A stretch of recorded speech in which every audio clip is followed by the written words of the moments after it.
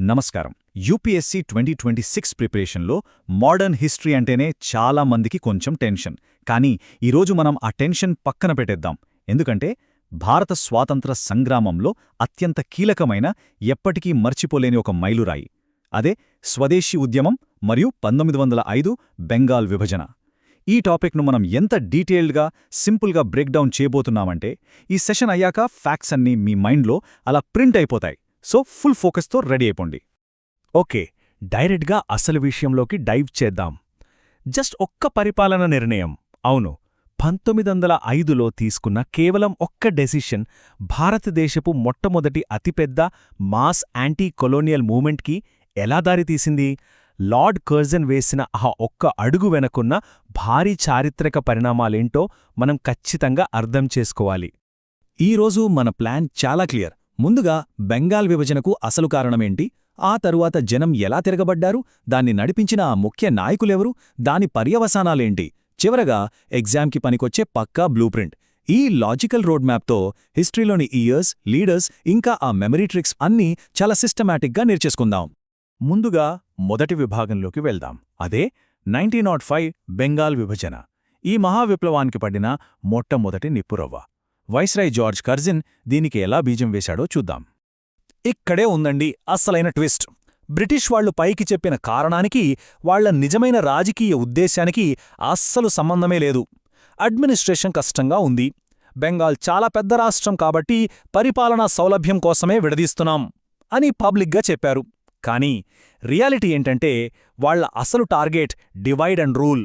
బెంగాల్లో రోజురోజుకు పెరిగిపోతున్న జాతీయవాదాన్ని తొక్కేయాలి, భారతీయుల మధ్య చిచ్చు పెట్టాలి. ఎగ్జాక్ట్గా ఇదే వాళ్ల మాస్టర్ ప్లాన్. ఆ ప్లాన్ను వాళ్లు భౌగోళికంగా ఎలా అమలు చేశారో గమనిస్తే మనకే ఆశ్చర్యం వేస్తుంది.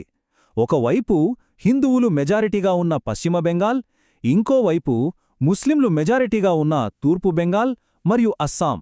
చూశారా, ఇది కేవలం నేలను విభజించడం కాదు, చాలా ఉద్దేశపూర్వకంగా మనుషుల మధ్య, మతాల మధ్య ఒక పెద్ద గీత గీసే ప్రయత్నం.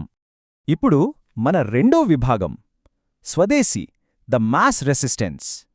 బ్రిటిష్ వాళ్ల కుట్రను బెంగాలీలు ఇట్టే పసిగట్టారు. మరి వాళ్లు సైలెంట్గా చూస్తూ ఊరుకుంటారా? అస్సల్లేదు. ఆ ప్రజల కోపం ఒక ఉప్పెనలా ఎలా మారిందో ఇప్పుడు చూద్దాం. అసలీ స్వదేశీ అంటే ఏంటి? చాలా సింపుల్. మన దేశంలో మన చేతులతో తయారైన వస్తువులను మాత్రమే వాడటం. బెంగాల్ విభజనపై ఇది డైరెక్ట్ అటాక్. ఇక్కడ మనం ఒక బేసిక్ ఈక్వేషన్ బలంగా గుర్తుపెట్టుకోవాలి. స్వదేశీ ఈక్వల్ టు మన సొంత దేశీయ వస్తువులు. ఈ ఒక్క కాన్సెప్ట్ చుట్టూ వాళ్ల వ్యూహాలు ఎలా తిరిగాయో తెలిస్తే నిజంగా మీకు గూస్బంప్స్ వస్తాయి.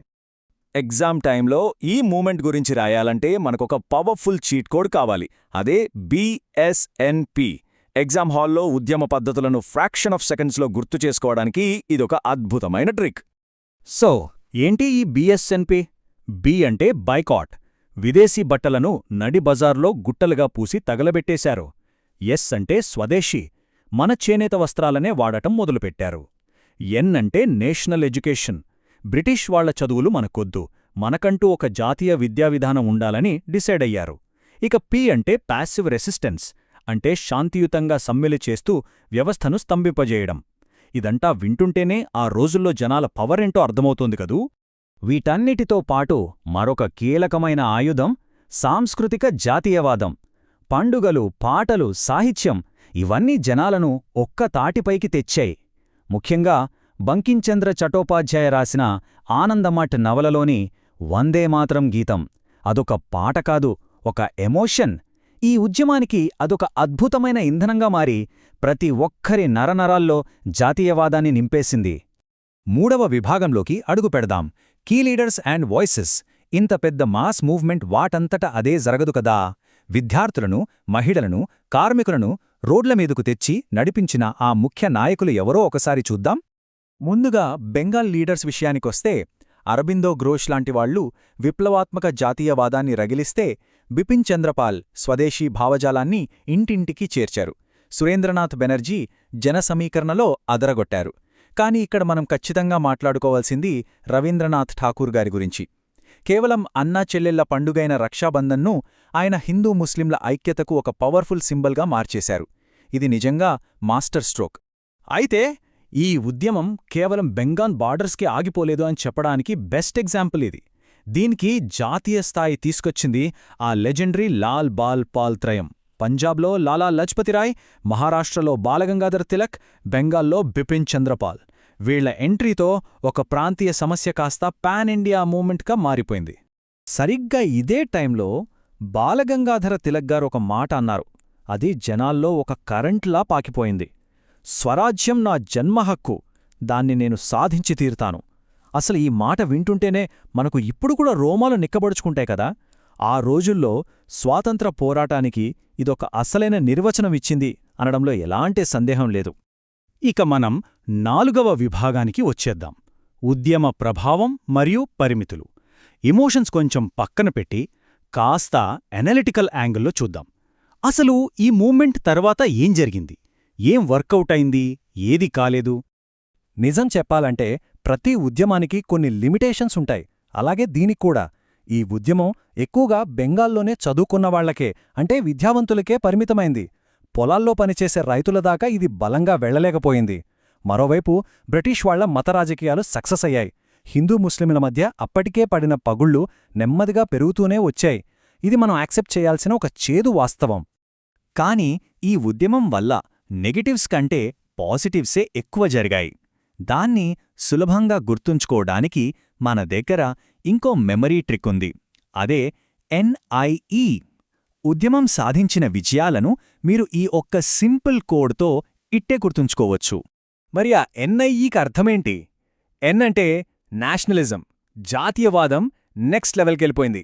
I ఫర్ ఇండియన్ ఇండస్ట్రీస్, మన సొంత టెక్స్టైల్ మిల్లులు, బ్యాంకులు అమాంతం పుట్టుకొచ్చాయి. ఒక రకంగా ఆత్మనిర్భర్ భారత్ అప్పుడే మొదలైంది.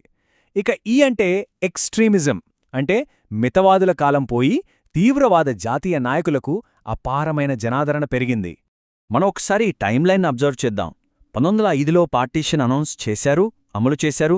కానీ ఆ తర్వాత ప్రజల నుంచి వచ్చిన రిప్పల్ ఎఫెక్ట్ ఎంత స్ట్రాంగ్గా ఉందంటే ఏకంగా 6 ఏళ్లపాటు బ్రిటిష్ వాళ్ళు ఆ సెగను తట్టుకోలేక ఫైనల్గా 1911లో బాబోయ్ మమ్మల్ని వదిలేయండి అన్నట్టు ఆ బెంగాల్ విభజనను రద్దు చేసేశారు. అదే టైంలో తమ రాజధానిని కూడా కలకత్తా నుంచి సేఫ్గా ఢిల్లీకి మార్చక తప్పలేదు. ఇక మనం లాస్ట్ సెక్షన్కొచ్చేశాం. Essential UPSC memory tricks.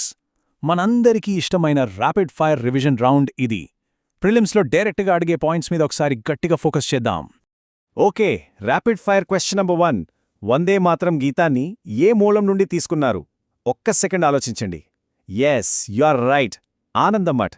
Bankim Chandra Chattopadhyay రాసిన ఈ పుస్తకం నుంచే ఆ పవర్ఫుల్ సాంగ్ పుట్టింది. ఎగ్జామ్లో ఇది మల్టిపుల్ టైమ్స్ అడిగిన క్వశ్చన్. Question number 2. 1905లో బెంగాల్ పార్టీషన్ను తీసుకువచ్చిన వైస్రాయ్ ఎవరు? అసలు డౌటే లేదు గదా, లార్డ్ కర్జన్. మోడర్న్ హిస్టరీలో ఈ పేరు వినగానే మనకు బెంగాల్ విభజన ఠక్కున గుర్తొచ్చేయాలి. That's a high yield fact. ఇప్పుడు ఫైనల్గా ఒక 1 మినిట్ రివిజన్ చూద్దాం. ఈ టేబుల్ మీ మైండ్లో ఎప్పటికీ ఫిక్స్ అయిపోవాలి. విభజన జరిగింది 1905, తీసుకొచ్చింది లార్డ్ కర్జన్. అసలు మోటివ్ డివైడ్ అండ్ రూల్, మనం వాడిన మెథడ్స్ స్వదేశీ అండ్ బాయ్కాట్. చివరగా విభజన క్యాన్సిల్ అయింది 1911లో. అంతే. ఈ ఒక్క షార్ట్ సమ్మరీతో మొత్తం టాపిక్ కవర్ అయిపోతుంది. సెషన్ ముగించే ముందు మీకోసం ఒక ఇంట్రెస్టింగ్ క్వశ్చన్. 1905లో స్టార్ట్ అయిన ఈ బాయ్కాట్ ప్యాసివ్ రెసిస్టెన్స్ పద్ధతులే కదా ఆ తర్వాత కాలంలో వచ్చిన గాంధేయవాద ఉద్యమాలకు ఒక స్ట్రాంగ్ బేస్మెంట్లా మారాయా? ఈ చారిత్రక కనెక్షన్ మీకు అర్థమైతే మన ఫ్రీడమ్ స్ట్రగుల్ నెక్స్ట్ ఫేజ్ను మీరు చాలా ఈజీగా విజువలైజ్ చేసుకోగలరు. ఈ అనాలిసిస్ మీకు ఎగ్జామ్కి బాగా హెల్ప్ అవుతుందని ఆశిస్తున్నాను. ఇలాంటి మరో పవర్ఫుల్ హిస్టరీ టాపిక్తో నెక్స్ట్ సెషన్లో మళ్ళీ కలుద్దాం. All the best.